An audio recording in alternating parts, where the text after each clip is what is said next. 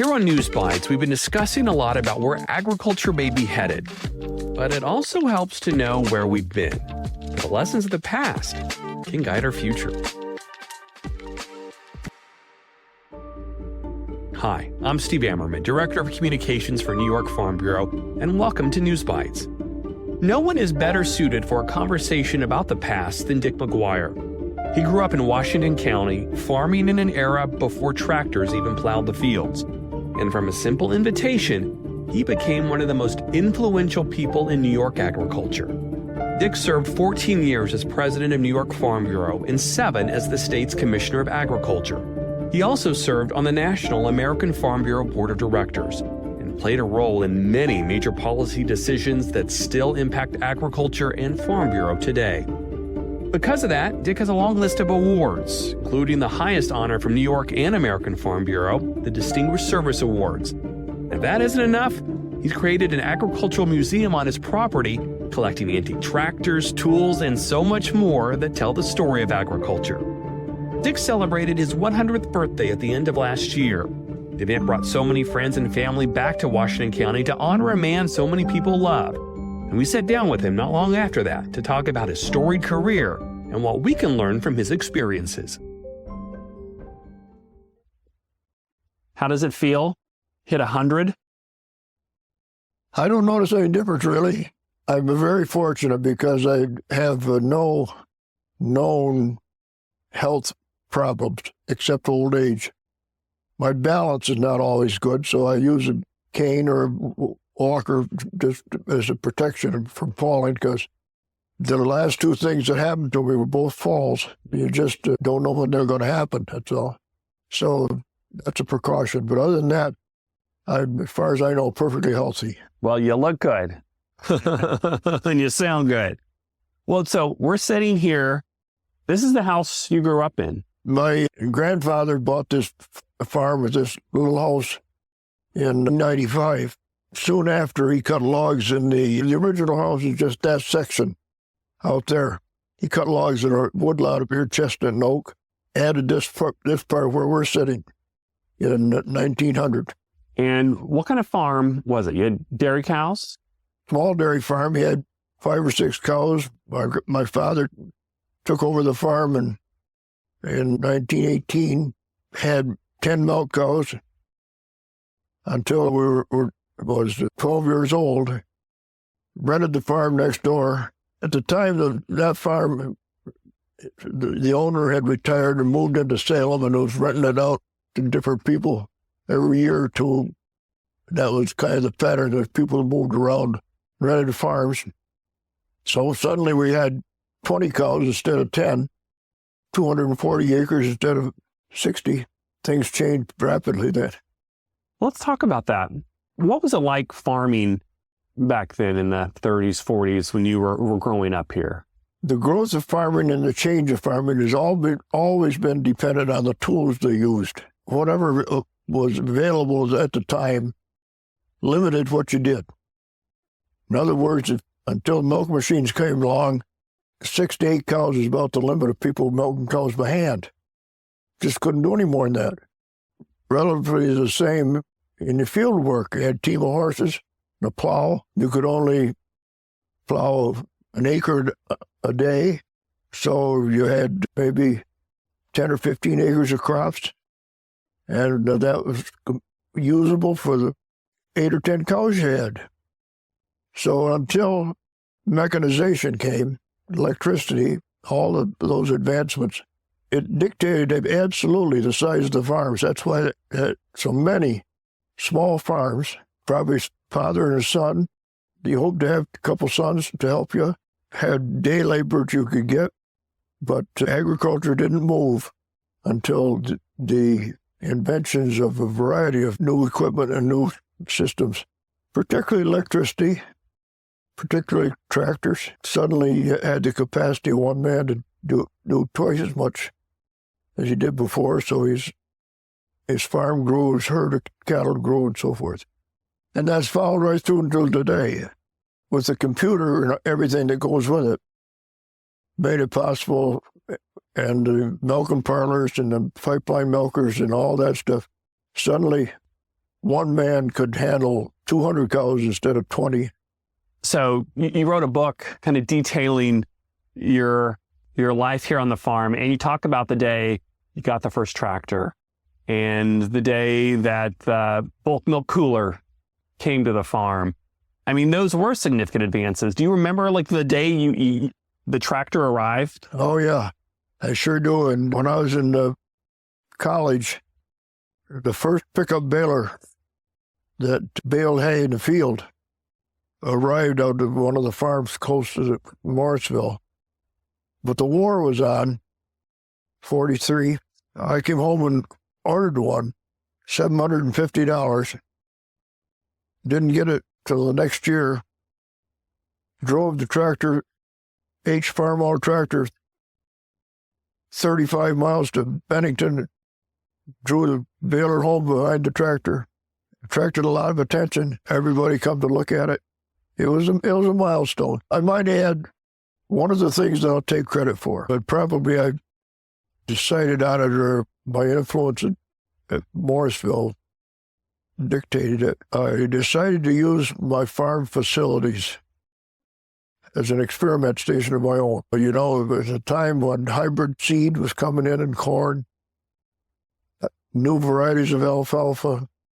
A whole lot of changes were available, but hadn't been adapted yet.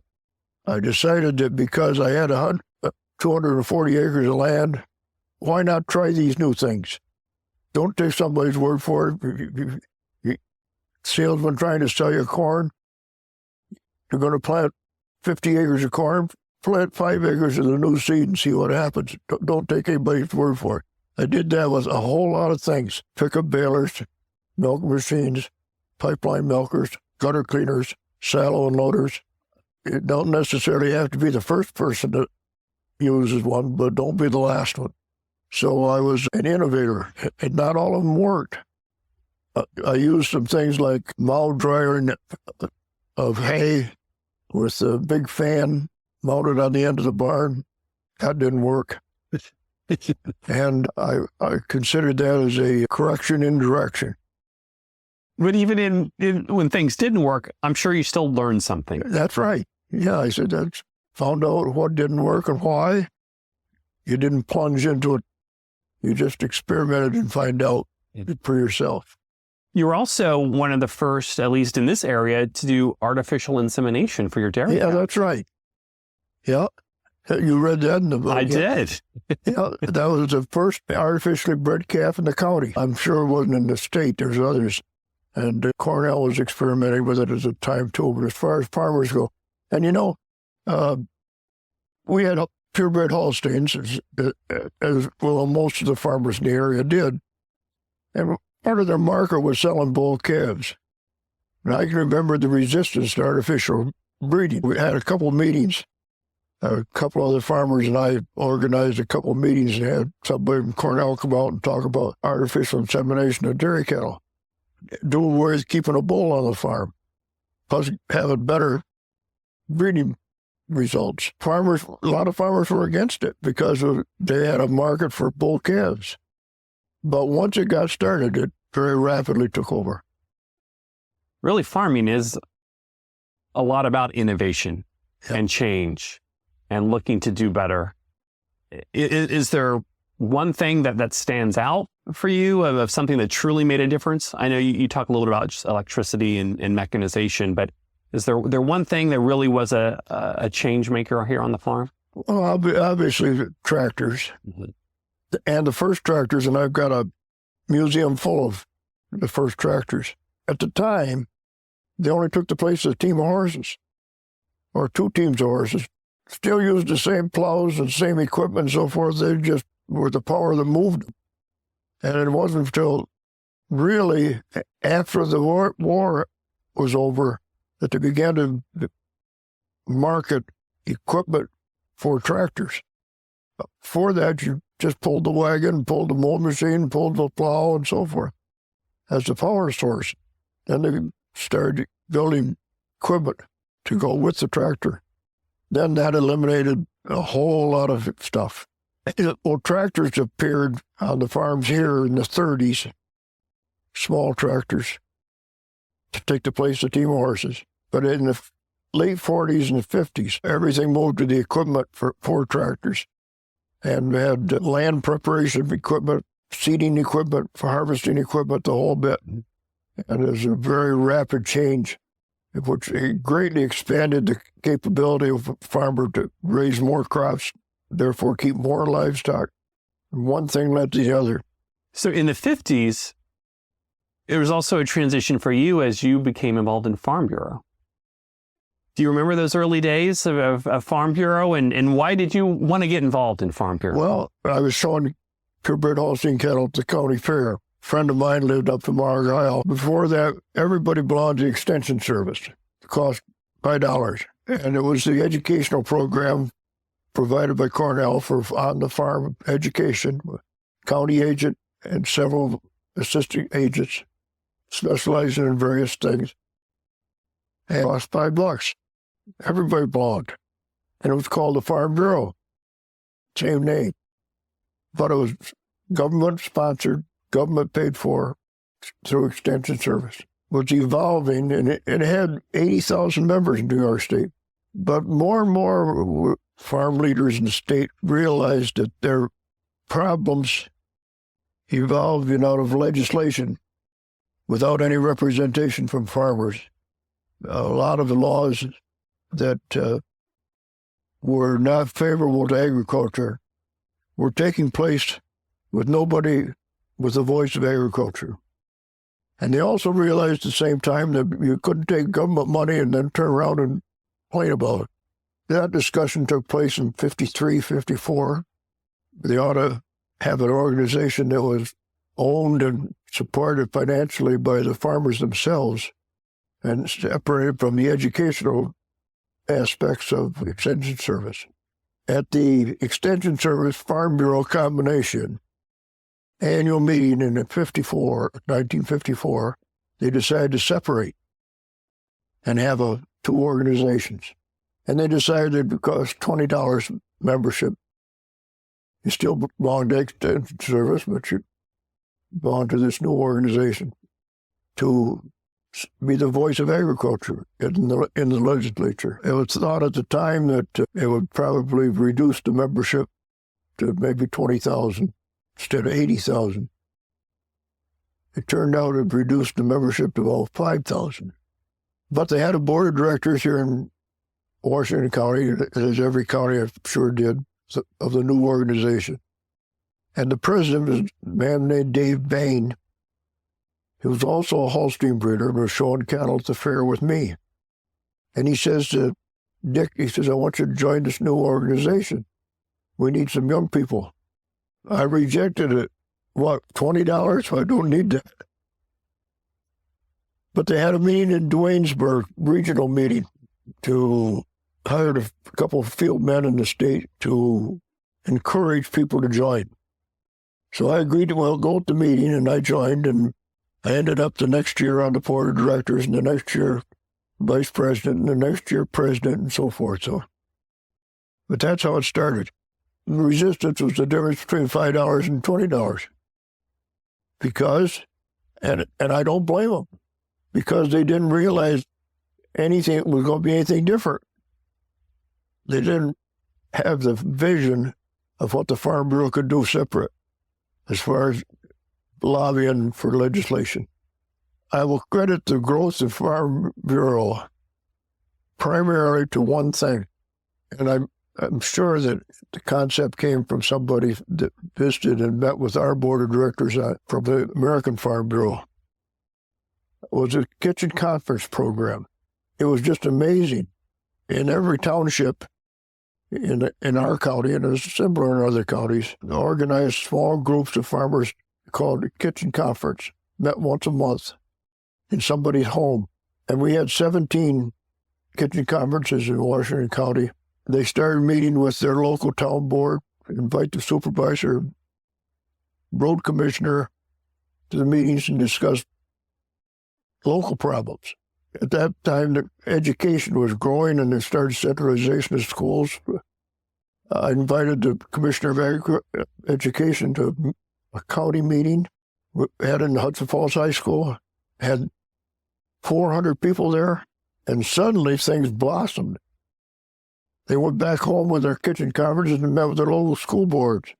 And we went from 100 members in the county to 300 members in the county in 1 year.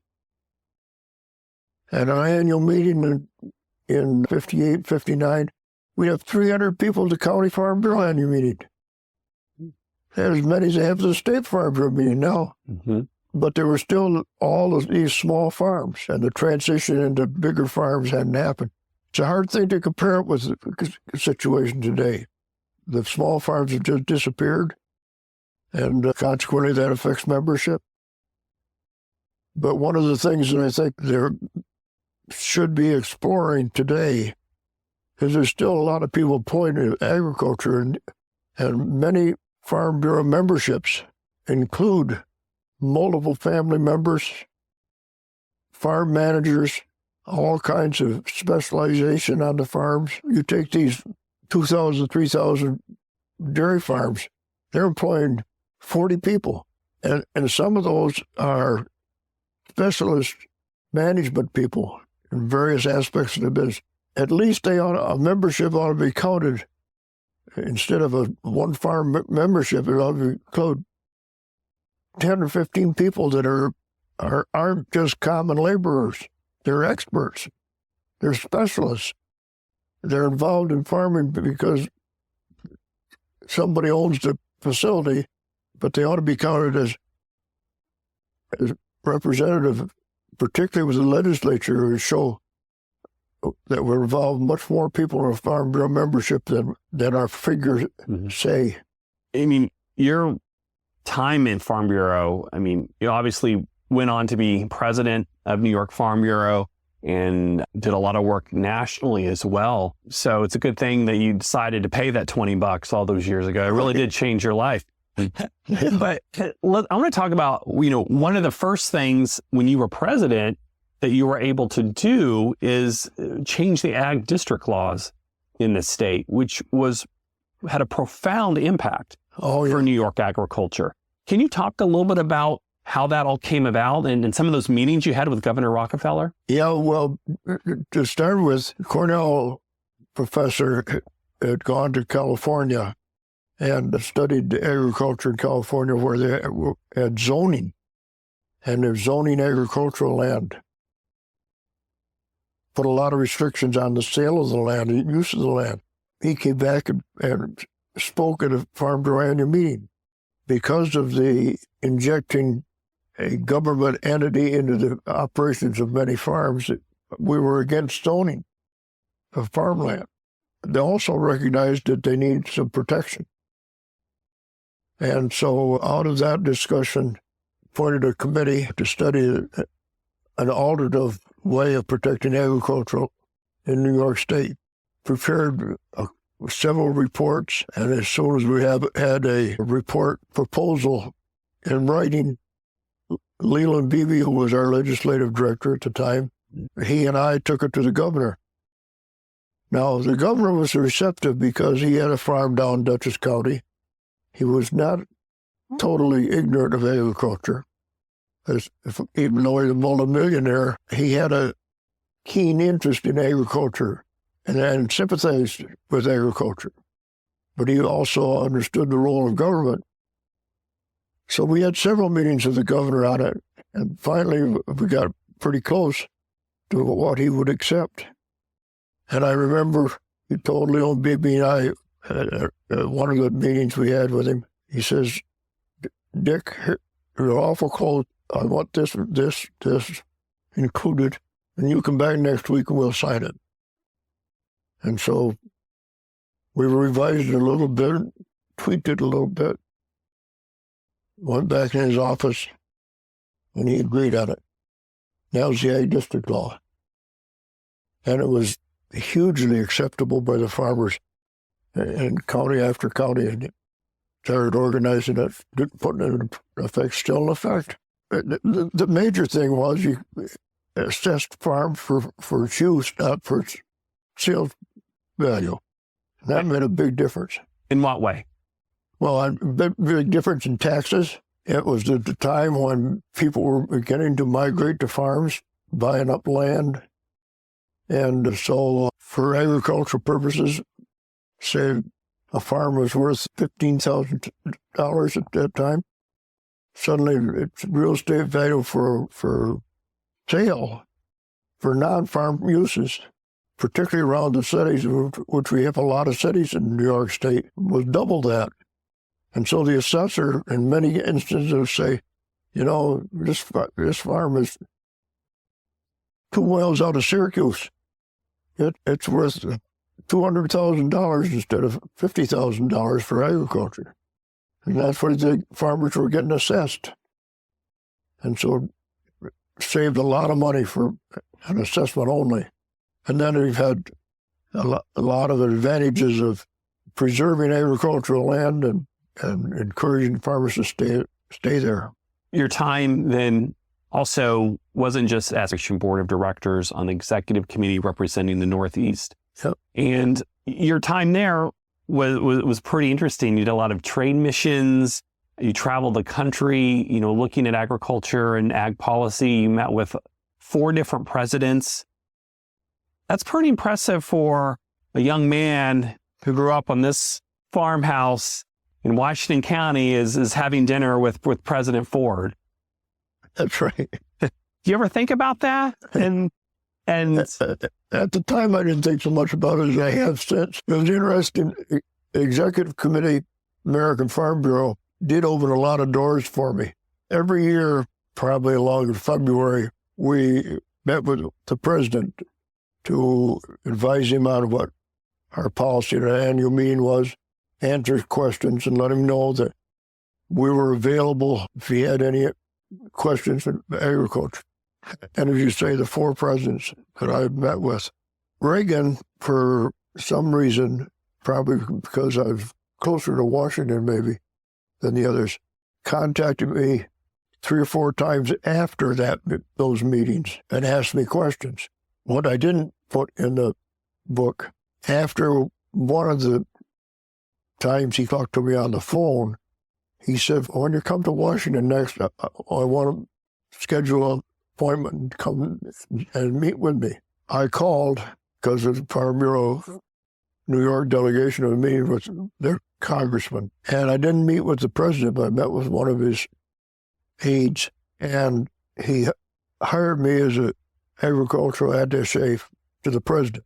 He offered me the job, and I obviously was excited about it, but I said, goodness, I'm not really interested in moving to Washington.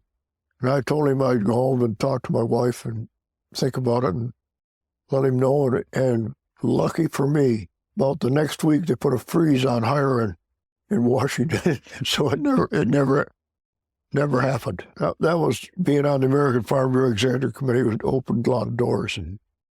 You have a funny story in the book about dinner or lunch rather with President Ford and a fortune cookie. Yeah. Can you tell me that story? Well, our annual meeting in the American Farm Bureau was in St. Louis. And at the time, President Ford, who hadn't been elected, but took over when Nixon was being impeached, really. And so he was running for election for the first time. And he was invited to speak to the American Farm Bureau in St. Louis. So the executive committee planned a luncheon for him before, at noon, before he speak that night at the convention. And so there was the 6 of us on the executive committee and his delegation of 5 or 6 met at one of the fancy restaurants in St. Louis. And we were sitting at a U-shaped table, and I was sitting 2 chairs from the president, with a man in between us. Had a fortune cookie, and when I opened mine, it says, this is not a good time to change addresses. So I reached over and I said, Mr. President, I think I've got your fortune cookie. And he says, you're right. He gave me his. That's pretty funny. Very clever. Your time, though, at American Farm Bureau, you had some concerns at the time of how delegates were counted and really the influence of the Northeast, and you worked to do your best to try to make sure that there was some balance on the national board. Farm Bureau has had a service for membership only. Originally, it was insurance companies. They've had others, SafeMark and so forth, since, but insurance has been a lot of studies made that farmers were all nationwide were underinsured, and so many of the states started their own insurance companies and were very successful. So successful that the insurance company became very attractive. Most states in the Midwest and South particularly opened it up for their insurance policy to anybody.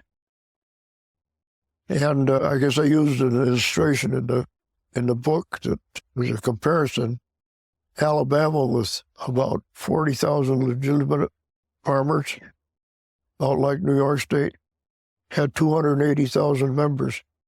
Farm Bureau, obviously, 80% of them were non-farmers. We didn't care what they did in there. We didn't want to dictate what they did in their state, but we did want to dictate that those 80% that were non-farmers didn't have any right to decide on policy of agriculture. Harold Steel Knife Mill, Illinois was one of them, but not as severe as the South was. So we went to the annual meeting in Hawaii with a proposal that each state designate the number of their membership that were actually farmers. And then that determined that they could do whatever they wanted to in their state, but as far as American Farm Bureau goes, only farmers were to make policy. I'll admit right now that, much to our surprise, we almost won it. The state of Indiana voted against it, and that killed it. And of course, the South in particular said, hey, if you pass it, we're only going to pay American Farm Bureau dues on the small number, which was going to cut $1.5 million out of American Farm Bureau's budget. That was significant, no question about it. It never has been accommodated, although it's hard to determine what effect it's had on policy.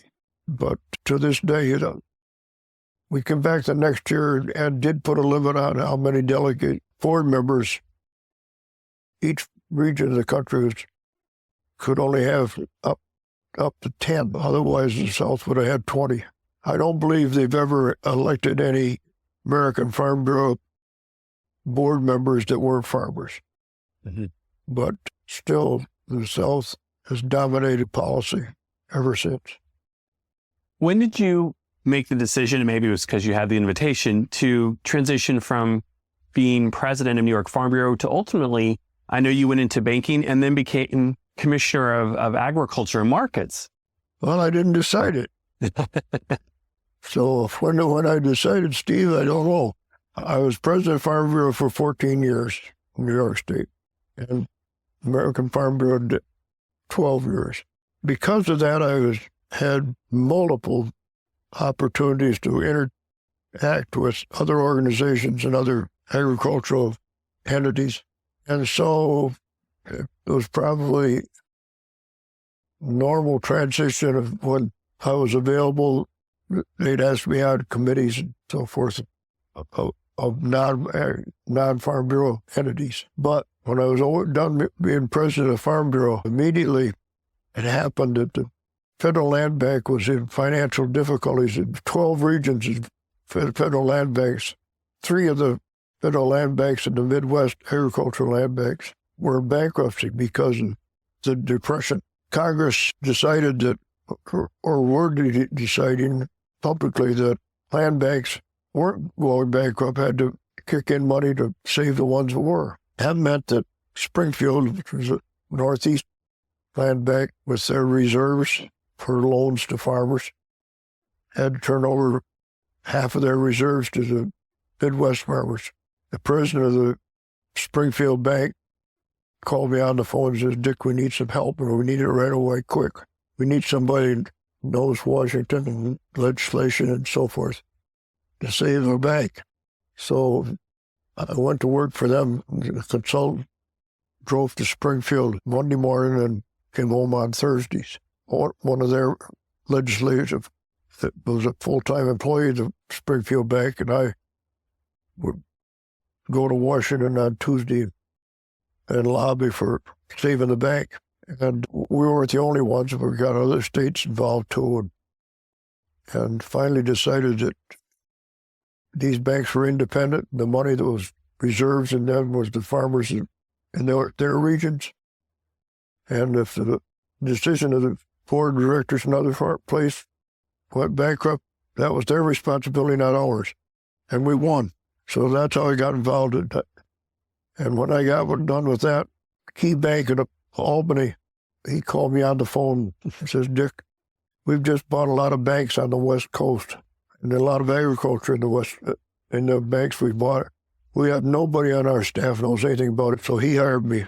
That lasted a year, but it was a very interesting. I visited all the banks in Oregon, Washington, Idaho, Arizona.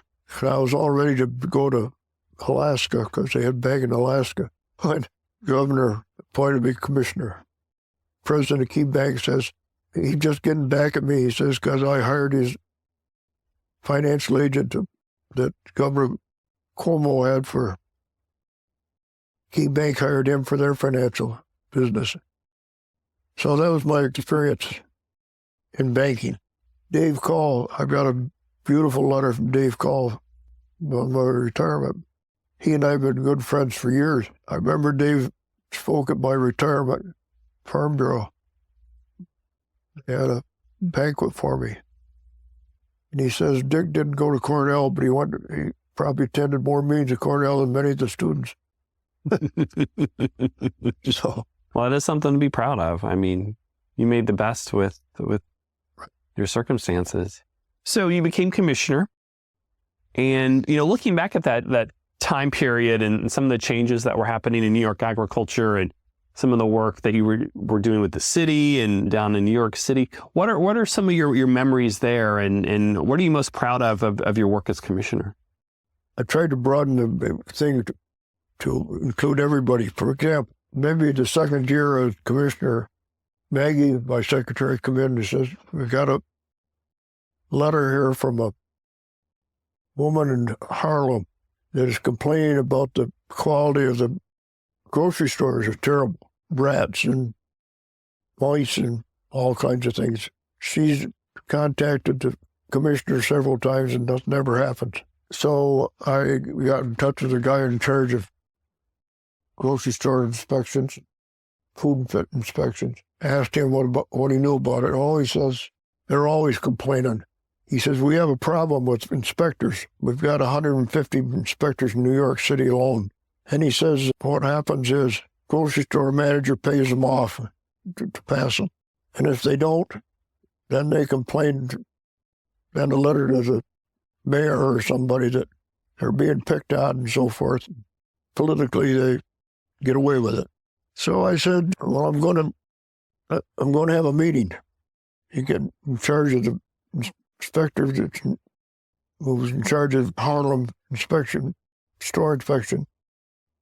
And I had the guy from the Albany office, and the assistant commissioner, and I think there were 6 or 7 of us, got in touch with this lady, and we went down and met with them. They were absolutely amazed at had the meeting. Had it in a church, and we reviewed the whole thing, and I told her what we were going to do. I told the guy in charge of inspectors to rotate his inspectors. The ones that were working in Harlem, move them to Queens, bring in a whole different team of inspectors, and in 30 days we're going to make a report back to the same meeting again. I'm telling you, it was a revolution in New York City. It suddenly, everything changed. It wasn't just in Harlem, it affected the whole system. You couldn't believe how appreciative those people were. They invited me back to church, big Methodist, black Methodist church. They had 300-400 people there. I was their angel. They said for 20 years they've been trying to get something done about the inspection. Nothing ever happened before. So that was one of the things I was proud of. You should be. Yeah. That helps, the individual New Yorker's life of having a good place to shop and access to food. Yeah. But it was just, that was easy to evolve into what it was. Inspectors were politically appointed, probably weren't paid a big salary. They go into management of a store and say, you got 10 violations. The guy says, how about $1,000? Very hard to control. Mm-hmm. With the same people. When they got moved around, they suddenly woke up. So you also played a major role in the New York City watershed plan. Well, yeah. Which was huge. That was. The reservoirs and the source of water is the Catskill Mountains for New York City. And it is an excellent water supply. And for, I don't know when it started, but for 100 years probably, they never needed any purification program, any plant for the treatment of the water supply. It was good. But politics said it couldn't be that good. A major city didn't have a water purification program. They had to spend $9 or $10 million to build a plant to have all the water go through the plant. And so it was up for discussion in New York City, as well as the state legislature. And in the process, they were going to put in any farm that drained into the water system, had a river or brook or stream or anything in the farm, they would have closed 150 farms in the Catskills who couldn't comply. The Farm Bureau down the Catskills got in touch with me. Commissioner said what the proposals they'd got, Dutchess County, Columbia County, and 3 or 4 more counties, Delaware County. I arranged a meeting as commissioner with the water commissioner of New York City. Said, we're interested in solving the problem. We want to keep the water pure. You don't want to send $9 million, build a plant, all the rest of probably double that. Let's find out what the problem is and see if we can take care of it at its source. Get Cornell involved, farm by farm.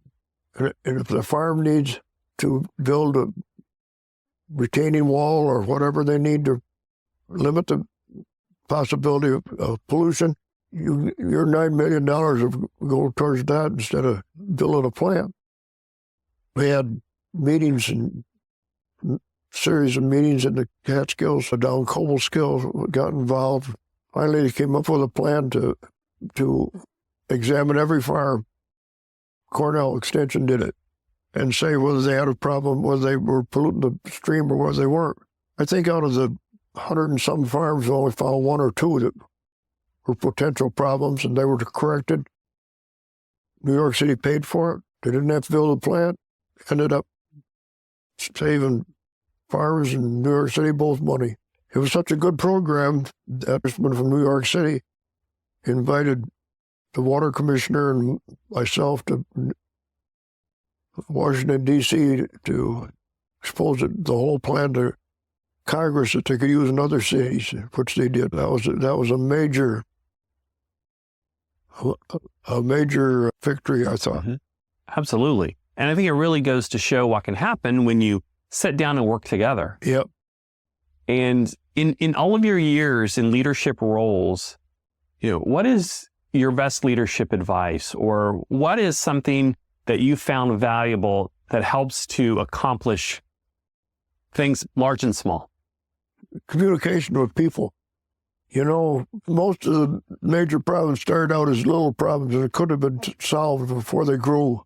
I'll tell you another one, and it's because you've developed a lot of contacts over a period of time that are useful. I got a vegetable grower in Erie County who raises carnations and a lot of other things and ships a lot of shipment to California. He had 2.5 million plants. I forget what variety they were that he had sold as a supplier to California. And suddenly the New York State inspector said that he had to call California and wanted to make sure that these things were pass inspection for a fruit fly, which they didn't. It hadn't been sprayed for fruit flies. Why? We don't have the fruit fly. California has the fruit fly. New York State never had a fruit fly, but they wouldn't let him ship his produce. And he called me on the phone, because he's a Farm Bureau member, he knew me. So I called the Commissioner of Agriculture in California, who happened to be on the executive committee with me. In an hour, we solved the problem. He got a notification he could ship his products. It's the ability to accumulate over a period of time with contacts that fit almost any problem that comes up if you know the right people that are involved in it. And that wasn't necessary for me. It just happened that I knew the people. People cause the problems, and people can solve the problem. But if you don't do it, it just gets worse. It's a very important lesson, to talk things through and deal with it when they're small. Yeah. Small problems are solvable. Big ones are difficult. Looking back at your career, is there one thing you're most proud of, or anything that just truly stands out that, 100 years, that you lived a lot of life, Yep. and anything that just stands out in those 100 years? Well, one of the things that, because of the nature of what I was doing, I never had to leave the farm. I farmed for 50 years because depending on help that was not always reliable, it was a problem. I loved farming. It was a base that made me knowledgeable of other people's problems that were in the same business. Definitely helped in my decision-making, because I farmer Erie County or Allegheny County had a problem. I knew what it was and understood it. They never had a commissioner that did. Most of the commissioners were non-farmer background, and I think they're fortunate right now. Dick Balls is agriculture, and he was on the board of directors of Farm Bureau, and he understands farming. But before that, they had college professors and political judge from Allegheny County, and they not only didn't understand it, but because they didn't understand it, they avoided it. They just wouldn't act on it because they didn't know what to do. Mm-hmm. So I think most proud of that through my whole career, I still lived on the farm, and it had that base that substituted for lack of college education. Well, what I love about your farm, though, is the farm is still telling its story. You have an amazing museum. You have the history of not just your farm, but New York agriculture right here on site. And you got the folder, have you? I do. Oh, you did. There's 12 museums now. There's only 7 when that was printed. Right, those museums are maybe kind of an accident. Back in the 70s, my father and 3 other retired farmers decided that the machinery and the tools they used in the horse age were just disappearing, rotting down in the woods and so forth. Next generations would never know what we did. So they started the museum at the county fairgrounds, and they're collecting equipment. And out of that, I says, hey, I'd added a couple of more farms. I decided I threw away a lot of the stuff, but I kept a lot of it, and I began organizing it, using my buildings, and it just grew. People would come visit and say, but I've got something you ought to have in your museum. So it's really enjoyed it, and it's preserving history. I've had 2 open houses the last 2 years. They had over 250 people each time, and I probably had 1,000 or more sign the book down here. Mm-hmm. And it's free, so that helps. Well, it's important, for people to understand farming and New York agriculture, and because it's an important story to share. It's interesting, the people that been here, that they have relatives or friends visiting them, and they'll bring them. Say, hey, we got something to show you. And they'll call up and say, I got a family from Florida. They'd like to go through your museum. So I've enjoyed it. Why is it important to share that story of the New York farmer and New York agriculture? Why is that important to you? Well, because increasingly we're a non-farm nation. Because of technology, the people that are actually in agriculture have been cut in half in the last 20 years, 30 years. Of all minority groups involved in government, we're the smallest. Agriculture as a group, votes don't matter. So obviously, politically, in the halls of state governments and federal government, the knowledge of agriculture, its benefits to society and its needs are ignored. So you have to bypass government in a lot of ways to educate public. And everything you can do to involve them with the farms in their communities has... Right on the other side of that woodlot, I've got a house. I sold 6 acres of land, and the guy built a house back in the 50s, 60s. A doctor. It's been sold several times since. People that own it now are from Long Island, never without a farm till they moved up here. They came to the museum twice, and they brought other people to it after. They said, you know, I learned more in that museum about agriculture than I ever even read about. Can we bring more people to it? So forth. It's a method of communication, that's all. Well, it's an important one to share. Well, we'll kind of wrap things up, but at the end of your book, you have a list of the things that you would like to experience again. Looking back, you have a lot to choose from over 100 years, but what is one thing that you would really like to experience again? Well, I really enjoyed agriculture on the farm. And one of the things, I would love to drive a team of horses and plow a field, which is obviously isn't going to happen, hasn't happened for a long time. But there's something about you are really close to nature. It bothers me a lot to hear all the environmentalists talking about preserving nature and so on and so forth. They have no idea what has happened in 100 years. Good farmers, and they're the only ones that are left. If they weren't good farmers, they wouldn't be there, are really very conscious of preserving nature, preserving land, preserving... Right here in Washington County, there's twice as much trees. Mechanization and scientific development has been able to produce crops on half of the acres, produce just as much crops as they did in the horse age. And a lot of that land has gone back into trees. There's twice as many woodlots and forests in Washington County there was 100 years ago when all these hill farms were being used. Now they're all grown up to trees. Agriculture's got a tremendous record of preserving and saving nature. And it bothers me that they're getting blamed for things. They just aren't true. Mm-hmm. But coal manure, methane gas, I can envision any day. I think these big dairy farms are vulnerable because they're going to pass rules that they have no control over. I don't know what the answer is going to be. Mm-hmm. But, it's labor law right now. Farming doesn't work on a time clock.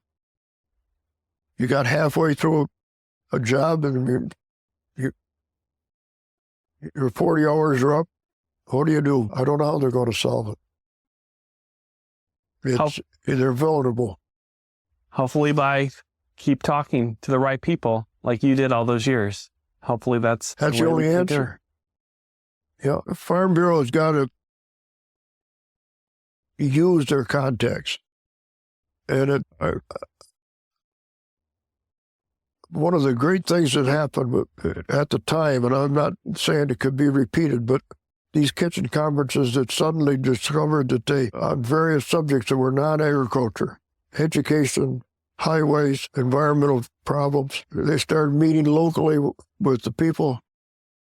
It's an educational process that they didn't realize what they were doing that really paid off. Dick, this has been a pleasure talking to you and hearing your stories and learning about the history. And thank you for all those years of service and all the help that you've provided over the years. I enjoyed it. I've enjoyed people, and I've enjoyed, we got 250 cards, people I hadn't heard of for years. Remember me, and as I told Dodie, because of my age, a whole generation is dead that I didn't hear from. What impressed me was how many young people I heard from. Gary Swan came up from Gettysburg. Dave Salmonson came up from Washington. Had people from Western New York. Their fathers and mothers knew me. That was exciting. That's a testament to you. It was, and I appreciate it very much. Remember that annual meeting when I got the award from the American Farm Bureau? I remember when they got it, I responded by saying, Farm Bureau gave agriculture a platform to participate in democracy. That's the main point. It's a platform that they can use, and it's underused, but it's there. It's a structure in democracy. It's a beautiful way of looking at it. I never quite thought of it in that perspective before, but you're absolutely right. It's their avenue to being a part of it. Being a part of democracy, as well as a community of farmers looking to make a difference. These things remain the foundation of Farm Bureau, much like they did 100 years ago. Thanks so much, Dick, for sharing your stories and your wisdom. You're still making a difference. That's it for this extended edition of News Bites. Next time, we're going to take a look at what farm families need to think about when it comes to transitioning to the next generation. Until then, thanks to Seth Moser-Katz for editing this podcast, and thanks to our farmers for all that they do.